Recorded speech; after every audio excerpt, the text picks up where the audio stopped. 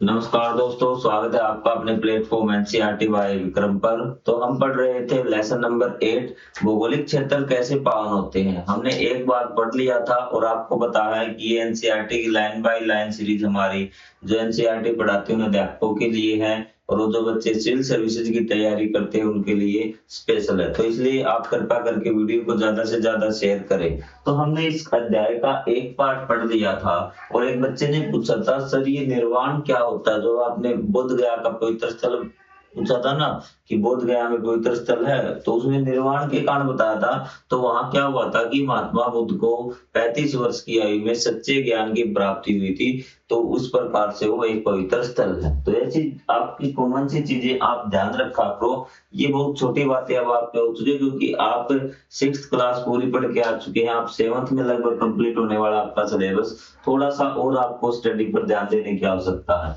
तो चलिए आज का हमारा टॉपिक स्टार्ट करते हैं। पावन भूभाग से अवगत होना।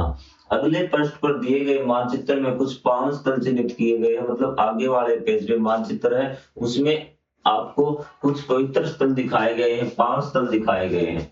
फिर भी यह यद्यपि ये पूरे देश में फैले हुए हैं, फिर भी यह आपस में घनिष्ठ रूप से जुड़े। उसने कहा कि ये फैले तो पूरे देश में हुए हैं, लेकिन अलग अलग प्रकार से ये एक दूसरे से जुड़े हुए हैं। मतलब कि इनका एक दूसरे का आपस में संबंध है। उदाहरण के लिए कुछ हिंदू 4 धर्मों की यात्रा करने की इच्छा रखते तथा ये 4 पावन स्थल सुनियोजित रूप से भारत के दक्षिण, उत्तर, पूर्व और पश्चिम में स्थापित है। उसने कहा कि जो हिंदू है ना, वो क्या करते हैं कि 4 धामों की यात्रा करते हैं अभी।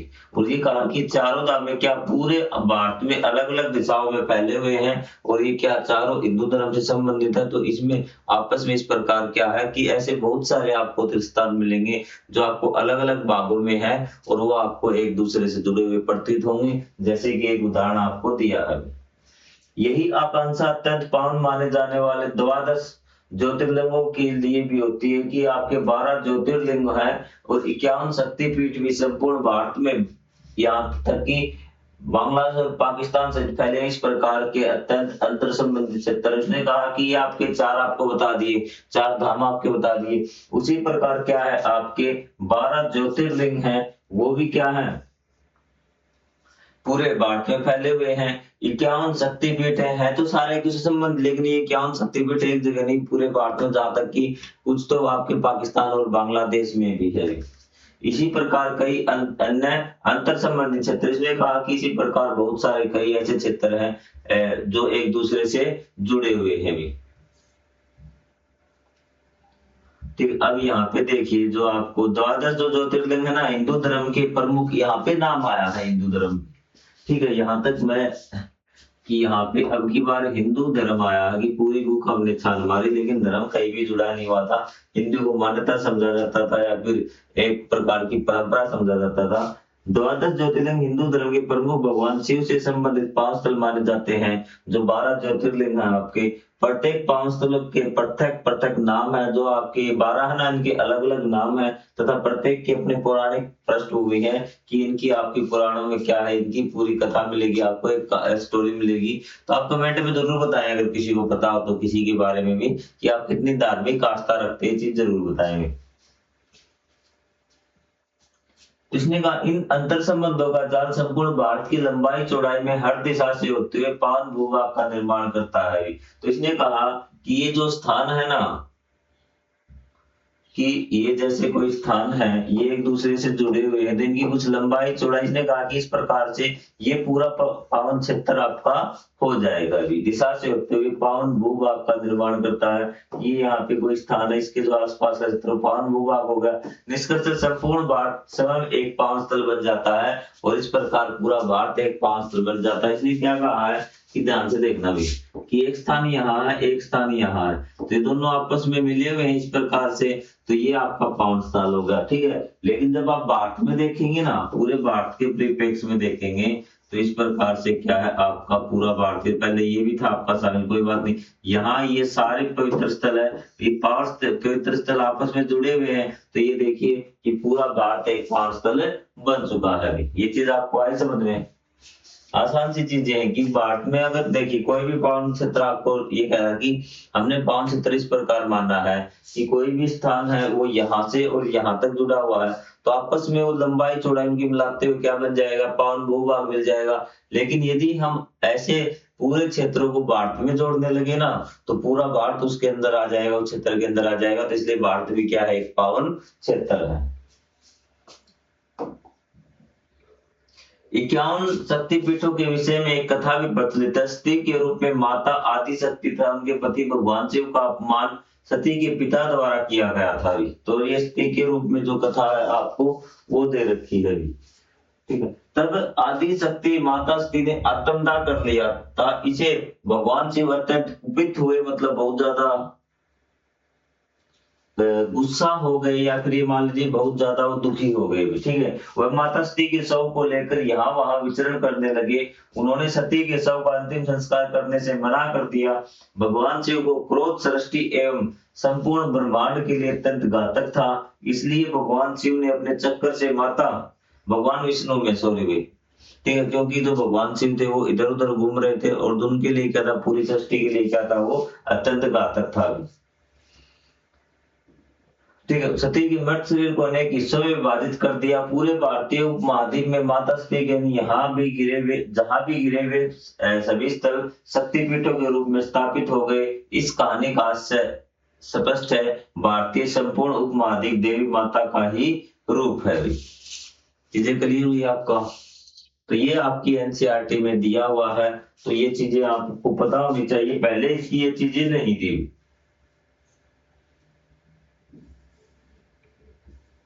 चार धामों की स्थिति का पता लगाइए। चार धाम आप देख लीजिए कहाँ कहाँ है, और आपको चार धामों की लोकेशन आप कमेंट बॉक्स में जरूर बताएं कि कौन कौन से आपके चार धाम है। भी अपनी आस्थाओं में कोई बूढ़ा बुजुर्ग आपको बता देगा, आपको नहीं पता होगा ना, तो आपके आसपास जो बूढ़े लोग हैं, बुजुर्ग लोग हैं, वो आपको जरूर बता देंगे चार धाम कौन कौन से हैं भी।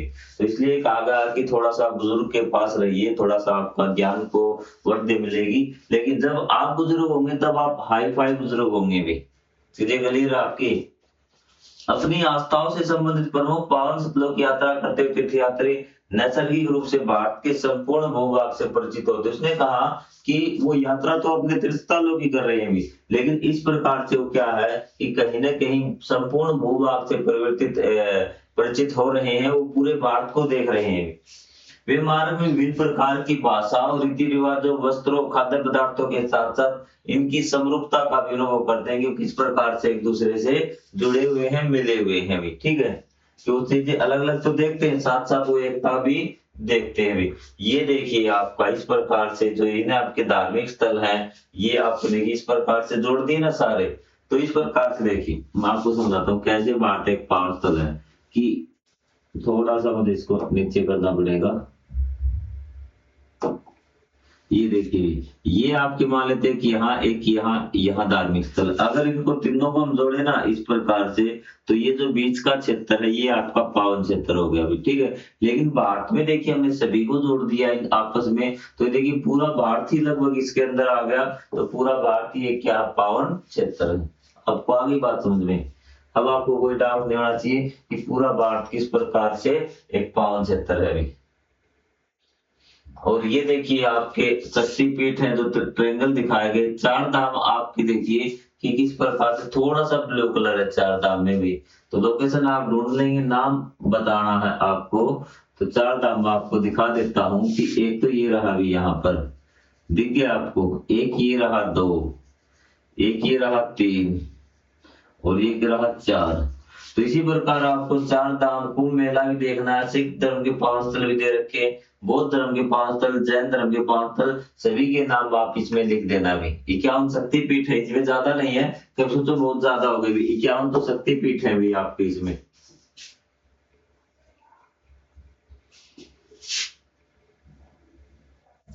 लोग इतनी लंबी दूरी की यात्रा क्यों करते थे? इसने कहा कि तीर्थ स्थल पे फिर भी क्या है कि इतनी लंबी दूरी की यात्रा लोग क्यों करते थे?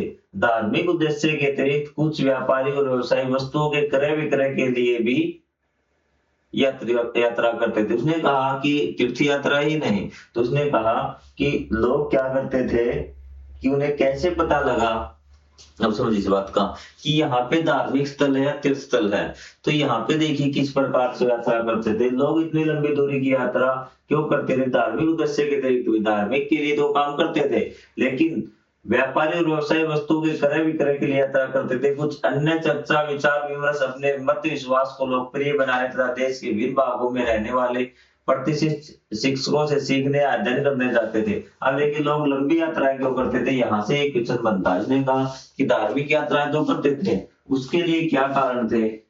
व्यापार करने के लिए, विचार विमर्श अपने विश्वास जो मत है उनका धर्म है या फिर उनका जो मत है उनको फैलाने के लिए, लोगों को उनके बारे में बताने के लिए, देश के विभिन्न भागों में रहने वाले प्रतिष्ठित शिक्षकों से सीखने अध्ययन करने के लिए, पढ़ने के लिए वो क्या है लंबी यात्रा लोग करते थे। ये सभी पृथक पृथक उद्देश्यों की पूर्ति हेतु यात्रा करते थे, फिर भी उनके मार्ग में कहीं न कहीं एक दूसरे से मिल जाते थे। परिचर्चाएं एवं विचार विमर्श वस्तुओं अनुभव तथा कहानियों को समझना साझा करना सभी को समृद्ध करता है। इसने कहा कि इनके जो उद्देश्य है ना वो तो क्या थे? अलग अलग थे। ठीक है, कोई यात्रा करने के लिए जाता था, कोई कहीं पर व्यापार करने के लिए जाता था, कोई पढ़ने के लिए जाता था, कोई अन्य विषय होता था उस विषय में वो जाता था। लेकिन इसने कहा कि उद्देश्य उनके अलग अलग भी थे, फिर भी उनके मार्ग कहीं ना कहीं एक दूसरे से मिल जाते थे। परिचर्चा एवं विचार विमर्श मतलब आपस में मिलकर चर्चा करना, विचार विमर्श करना, वस्तु और अनुभव तथा कहानियों को समझना, ठीक है, साझा करना सभी को समृद्ध करता था। मतलब कि अगर वो रास्ते से जा रहे कहीं ना कहीं तो जरूर मिलेंगे, और रास्ते में रास्ता तो उनका है कि चाहे उद्देश्य क्यों ना हो। तो इस प्रकार वो वस्तुओं के बारे में बात करते थे, आपस में मिलके चर्चाएं करते थे। जैसे आप कहीं पे जा रहे हो तो हो सकता है कि सारे उसी काम के लिए थोड़ी जा रहे हो, रास्ते में बातचीत हो जाए तो आप बातचीत ऐसे साझी कर लेते चीजों के बारे में। तो ये साझा करते ना सभी के ज्ञान में वृद्धि करता था, सभी को समृद्ध करता था। इस क्रम में नए विचार उत्पन्न होते थे, पुराने विचारों के साथ सामंजस्य स्थापित किया जाता था। वह जटिल प्रक्रिया भारतीय उपमहाद्वीप के सांस्कृतिक एकीकरण का मुख्य कारण बनी कि यही जो जटिल प्रक्रिया है कि लोग आपस में अलग अलग उद्देश्यों से क्या करते थे? यात्रा करते थे, आपस में बैठ के बात करते थे अपने रीति रिवाजों के बारे में, अपनी चीजों के बारे में, संस्कृति के बारे में, खान पान के बारे में। तो वहां से क्या हुआ कि नए विचार उत्पन्न होते थे भी तथा पुराने विचारों के साथ सामंजस्य स्थापित किया जाता था कि कोई नई चीज निकल के उसने कहा ठीक है ये चीज तो हमें भी अपनानी चाहिए। आपसे कोई व्यक्ति मिला, उसने कहा कि ऐसे ऐसे आप किया करें, तो आप कहेंगे ये तो हमारे समाज में चीज होनी चाहिए। तो आप क्या करते हैं, वो नई चीज उत्पन्न होती है और पुराने के साथ उसको सामंजस्य स्थापित करते हैं कि किस प्रकार से हम उसको बदलाव कर सके। यह जटिल प्रक्रिया भारतीय उपमहाद्वीप के सांस्कृतिक एकीकरण का मुख्य कारण बनी। तो इस प्रकार से क्या सांस्कृतिक मतलब सभी संस्कृतियां एक दूसरे से जुड़ी हुई है। चीजें क्लियर हुई आपको यहाँ से? क्योंकि जो पीछे के अध्याय है वो आपके आगे क्लियर होते हुए चलेंगे भी। और ये लेसन आपको मैं हिस्ट्री में ही पढ़ाऊंगा क्योंकि आपको फैक्चुअल फैक्ट है ये आपको याद करने हैं। आप ज्योग्राफी में भी पढ़ सकते हैं लेकिन हिस्ट्री में काफी ज्यादा ठीक रहेगा भी। पावन पारिस्थितिकी भी तीर्थस्थल सामान्यतः नदी या झील के किनारे होते हैं। मतलब पावन स्थल होते हैं ना, पारिस्थितिक मतलब कि उनके आसपास क्या है, ये इसमें आपको पढ़ना है कि पावन स्थलों के आसपास क्या है। तीर्थस्थल सामान्यतः नदी या झील के किनारों, वनों या पहाड़ों पर स्थित होते हैं, जैसा कि हमने पहले पढ़ा।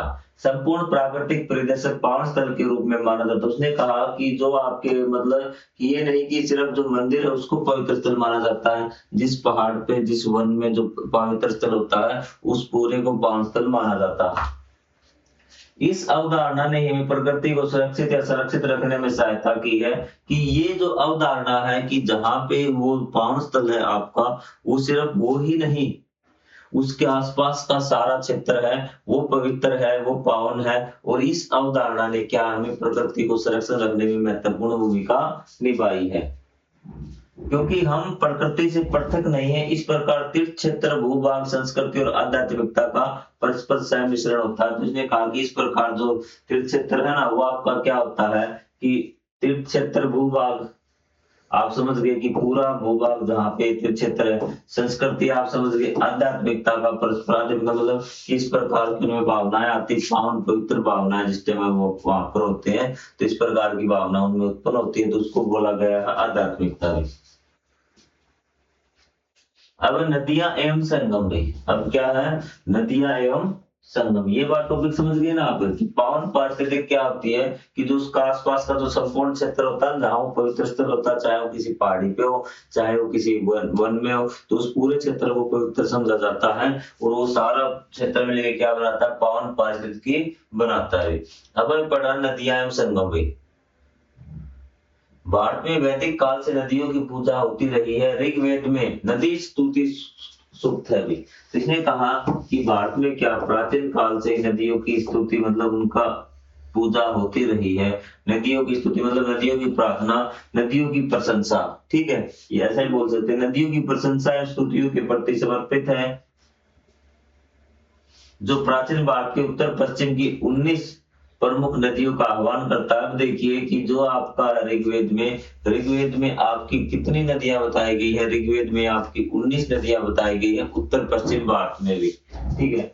आज भी उनके धार्मिक रीति रिवाजों में जल का आह्वान करते हुए कुछ प्रमुख नदियों की उपस्थिति का ध्यान किया जाता है। उसने कहा कि आज भी बोलते हैं कि कुछ नदियां हैं जिनकी उपस्थिति का ध्यान दिया जाता है कि आज भी उपस्थित है। तो ये देखिए आपकी क्या चीजें आपको दी गई है कि गंगे से यमुना चैव गोदावरी सरस्वती, नाम सुन लेना आपको पता लग जाएगा कौन कौन सी नदियां भी।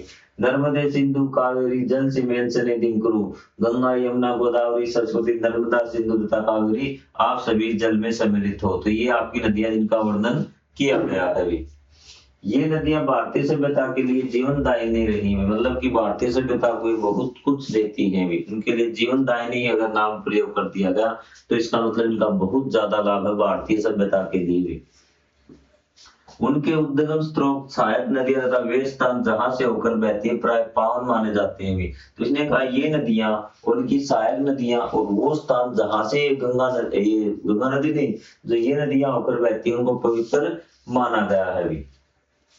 अनेक तीर्थयात्री भी वहां की तीर्थ यात्रा करते हैं। क्षेत्रीय भाषाओं में नदियों के नाम आदर के साथ लिए जाते हैं, जैसे गंगा जी, यमुना जी। जैसे आपका क्षेत्रीय जो भाषा होती है ना जिस क्षेत्र में बहती है वहां के जो आसपास के लोग हैं, आप जैसे गंगा को गंगा बोल देते हैं, वो गंगा को गंगा जी बोलेंगे। यमुना जो यमुना वाले क्षेत्र में यमुना को यमुना जी बोलेंगे। और इनके साथ में जो इनकी और भी सहायक नदियां हैं जो पवित्र स्थल हैं आसपास के, तो वो क्षेत्र भी क्या पवित्र समझे जाते हैं। तो ये सारी चीज आपको आगे समझ में। अब हम बात करेंगे कुंभ मेला भी। प्रयागराज में प्रत्येक 6 वर्षों में कुंभ मेले का आयोजन होता है। प्रयाग 3 नदियों गंगा यमुना और अदृश्य सरस्वती के संगम पर स्थित है। आपको क्या बता दिया, अदृश्य सरस्वती मतलब सरस्वती अब दिखाई नहीं देती। कुछ वर्ष पूर्व यूनेस्को ने कुंभ मेले को अमूर्त सांस्कृतिक धरोहर के रूप में सूचीबद्ध किया था। लगभग 66 करोड़ लोग जिसने 2025 में कुंभ मेले का भाग लिया था। भारत की पूरी जनसंख्या का यह कितना अनुपात है, 66 करोड़ लोगों ने भाग लिया था। तो कितना ये अनुपात आपका हो गया ये बताइए। लगभग आधा अनुपात हो गया, 1:2। 2:1 मान सकते, 1:2 भारत की 2 है और ये 1 हो गया, लगभग आधा हो गया, ठीक है। जनसंख्या का कितना अनुपात है। कुंभ मेले के बारे में बात करते हैं थोड़ी सी। अब देखिए कुंभ मेले के बारे में आपकी भी जानने की इच्छा होगी। कुंभ मेला अमृत मंथन के आख्यान से आरंभ होता है। मतलब कौन सा आपका पर्व होता है, मतलब कौन सी ऐसा विधान होता है, कोई परंपरा मान लीजिए कि जैसे आपका फित्ता काटते होते हैं ना, कोई आपका समारोह होता है उसमें फित्ता काटते हैं या आपको कोई दिया जलाते हैं, वैसे ही कुंभ मेले की जो शुरुआत होती है वो अमृत मंथन के आख्यान से स्टार्ट होता है। पारंपरिक रूप से एक दूसरे के शत्रु देवता और असुर एक बार समुद्र मंथन के लिए एकत्रित हुए। उन्हें विश्वास था कि इस मंथन से प्राप्त अमृत उन्हें अमरत्व प्रदान करेगा भी। तो कहां से, कि अमृत मंथन से इसकी शुरुआत होती है, ठीक है।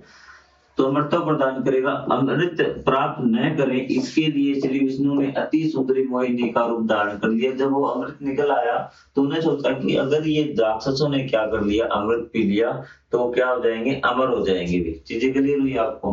तो भगवान विष्णु ने क्या किया, मोहिनी का रूप धारण कर लिया और अमृत कलश को ले लिया कुंभ को। इस क्रम में अमृत की कुछ बूंदें 4 स्थानों पर हरिद्वार, प्रयागराज और नासिक और उज्जैन में गिर गई।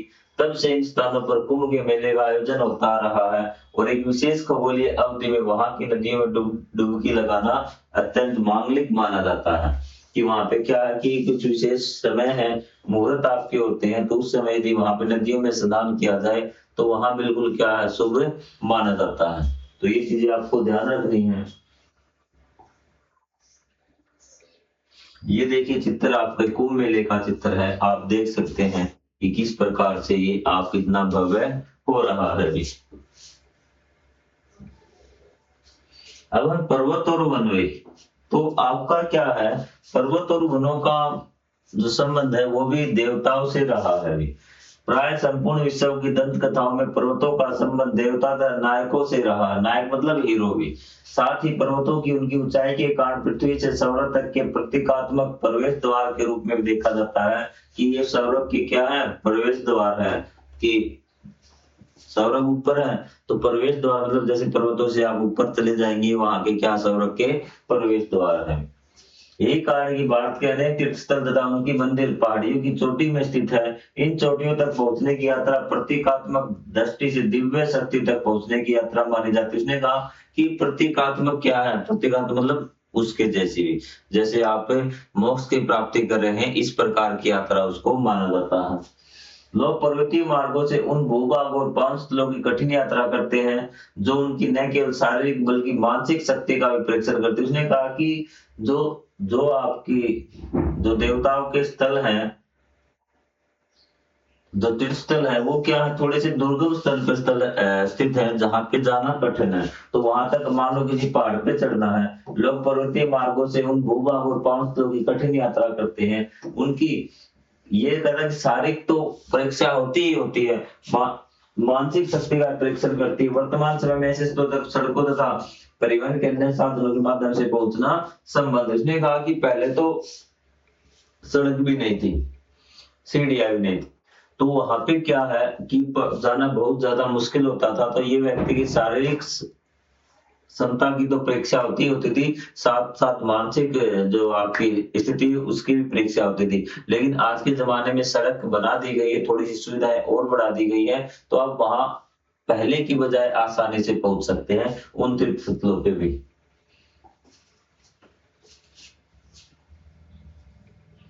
ये देखिए कैलाश पर्वत है आपका, ये वैष्णो देवी मंदिर आपको किस प्रकार से यात्रा करके जानी होती थी। ये बालाजी तिरुपति पहाड़ी है, ये तिरुवन्नमलाई तमिलनाडु की पहाड़ी। यहाँ पे जाने के बाद आपको क्या होगा कि तीर्थ स्थल पर आप पहुंच पाएंगे भी। अब है वृक्ष वन तथा पावन निकुंज भी, भारत के अनेक भागों में भी, ठीक है। अब पहाड़ों की हमने बात कर ली, पेड़ों की बात करते हैं, वनों की बात करते हैं। भारत के अनेक भागों में हल्दी और कुमकुम के से वृक्षों को अलंकृत किया जाता है भी, मतलब वृक्षों पे क्या तिलक लगाए जाते हैं, किसके, आपके हल्दी और कुमकुम के भी। पीपल का वृक्ष जिसे बोधि वृक्ष या संस्कृत में अश्वत्थ कहा जाता है, क्या कहा जाता है संस्कृत में, अश्वत्थ भी कहते हैं। हिंदू बौद्ध सिख तथा जैन धर्मों के लिए अत्यंत पावन है भी, ठीक है। जो आपका पीपल है वो चारों धर्मों के लिए पावन है। वस्तुतः लैटिन भाषा में उसका वानस्पतिक नाम है फाइकस रिलीजियस, जिसका शाब्दिक अर्थ है पावन वट वृक्ष। क्या है, पावन वट वृक्ष। ये देखिए इसका पीपल को क्या बोलते हैं, पावन वट वृक्ष बोलते हैं अभी। चीजें क्लियर हुई आपकी यहाँ से पीपल के पेड़ के बारे में। चारों धर्मों का पवित्र मानते हैं इसको, ठीक है। इसका जो वैज्ञानिक नाम है वो फाइकस रिलीजियस है और इसका अर्थ है पावन वट वृक्ष। आपने देखा होगा, मंदिर में गया होगा, बौद्ध वृक्ष में गया होगा, ठीक है। ये सारी चीजें आपको बोध गया के महाबोधि मंदिर में स्थित वृक्ष को मूल वृक्ष का वंशज बताया जाता है। इसने कहा कि बोधि वृक्ष उसका मूल वृक्ष वंशज बताया जाता है। बौद्ध परंपरा के अनुसार इसी के नीचे महात्मा बुद्ध ने ज्ञान प्राप्त किया था, इसी कारण वृक्ष का नाम बोधि वृक्ष और स्थान का नाम बोध गया पड़ा भी। बोध गया भी उनके नाम पे पड़ा था, उस पेड़ का भी नाम भी बोध वृक्ष रखा गया था, ठीक है। और ये आपको जो पेड़ दिख रहा है ना, इसको उसका वंशज माना जाता है। पहले मूल वृक्ष मतलब जो पहला था ना आपका, वो वृक्ष को मूल बताया गया। ये आगे वाले जो है बाद में उसका माना गया है भी। वंशज माना गया कि ये उसी पेड़ का क्या है, वंशज है जिसके नीचे महात्मा बुद्ध को सच्चे ज्ञान की प्राप्ति हुई थी। देखिए अलग अलग भावनाएं हैं, अलग अलग आस्थाएं हैं, तो हम किसी की आस्था के बारे में कुछ नहीं कह सकते। कक्षा 6 में हमने भारत के 2 महाकाव्यों के बारे में पढ़ा था, रामायण और महाभारत के बारे में पढ़ा था। इनमें तीर्थ यात्राओं के दौरान देखे गए स्थानों, पावन नदी और वनों और पर्वतों का स्पष्ट वर्णन है इसमें, ठीक है। भारत के लगभग प्रत्येक क्षेत्र में कई ग्रामीण और जनजातीय परंपराओं का मानना है कि इन ग्रंथों के नायक उनके क्षेत्रों में आए थे भी, ठीक है। तो इसने कहा कि आपने रामायण और महाभारत के बारे में पढ़ा, ये चीज क्लियर हुई। उसमें बहुत सारे तीर्थ स्थल हैं और बहुत सारी पावन नदियों, वनों और पर्वतों का स्पष्ट वर्णन है। इनमें तीर्थ यात्रा के दौरान देखे गए स्थानों, पावन नदियों, वनों और पर्वतों का स्पष्ट वर्णन है कि इसमें रामायण और महाभारत में जो अब तक हमने पढ़ी है ना, उन तीर्थ यात्राओं का, उन स्थानों का बहुत ज्यादा जिक्र है। ये कहता है कि भारत के लगभग प्रत्येक क्षेत्र में कई ग्रामीण और जनजातीय परंपराओं का मानना है कि इन ग्रंथों के नायक मतलब रामायण के नायक कौन थे, जो भी रामायण के पात्र थे, श्री हनुमान जी थे, श्री राम थे, श्री लक्ष्मण थे, भरत शत्रुघ्न जो भी थे, ये सब इनने कहा कि ये उनके क्षेत्र में आए थे। वहां के पावन स्थल इस बात का संकेत भी प्रस्तुत करते हैं। उनके आख्यानों से विभिन्न जन समुदाय का इन महाकाव्यों को अपना मानते भी। ऐसे आख्यान मतलब ऐसी जो बातें, ऐसी चीजें जो संबंधित है उनसे, तो वो क्या है, उस चीज को क्या अपना पवित्र स्थल मानते हैं कि यहाँ राम जी आके बैठे थे, यहाँ पे राम जी आके रुके थे, ये सब चीजें भी। अभी यहाँ देखिए भी, छत्तीसगढ़ के बस्तर में एक पावन स्थल जहाँ भगवान राम के उस क्षेत्र में आने का उत्सव मनाया जाता है। तो ये आपका एक दिया गया चित्र 8.11 में भी। ये है मोहनजोदड़ो की एक मोहर सील। यहाँ पे देखिए इस प्रकार का ये चित्र इसमें छापा गया है, तो ये इससे संबंध रखते हैं कि शायद उनसे कुछ थोड़ा सा संबंध हो। मोहनजोदड़ो की इस मोहर का अवलोकन कीजिए, क्या आप इसके ऊपरी भाग में अंकित प्रतियों की पहचान कर सकते हैं कि इससे यह ज्ञात होता है कि पीपल का वृक्ष कितनी शताब्दियों से भारत के सांस्कृतिक भूगोल का एक महत्वपूर्ण हिस्सा रहा। इसने कहा कि ये जो आपका ये है ना, ये मोहर दिख रही है, यहाँ ऊपर देखिए कि ये जो आपकी पत्तियां है ना, ये क्या पीपल की पत्तियां हैं, और जो आपका पीपल का पत्ता है वो आपका क्या बहुत ज्यादा हिस्सा रहा भारतीय संस्कृति का। तो ये आप समझ सकते हैं कि पीपल के पत्ते का महत्व बहुत पुराने समय से चला रहा है। सिर्फ हमारी सभ्यता ही नहीं, पहले की सभ्यता भी इसके महत्व के बारे में जानती थी। तो ये चीजें आपकी क्लियर हुई यहाँ से। तो आज के लिए फिलहाल इतना ही, या फिर आगे पढ़े, अगले पार्ट में पढ़ लेंगे हम बाकी कुछ, लाइन बाय लाइन पढ़ेंगे, कोई आपको टेंशन लेने की जरूरत नहीं है। कालांतर में चलो अगले अध्याय में पढ़ लेंगे, अगले पार्ट में पढ़ लेंगे। आज के लिए इतना ही, ज्यादा हम पढ़ेंगे तो अगर आपको लगातार पढ़ना है तो प्लेलिस्ट आपकी ऐसे ही चलती रहेगी, आप बस देखते रहें, सुनते रहें और समझते रहें। मिलेंगे अगले अध्याय में, तब तक के लिए जय हिंद, जय Bharat, thank you very much.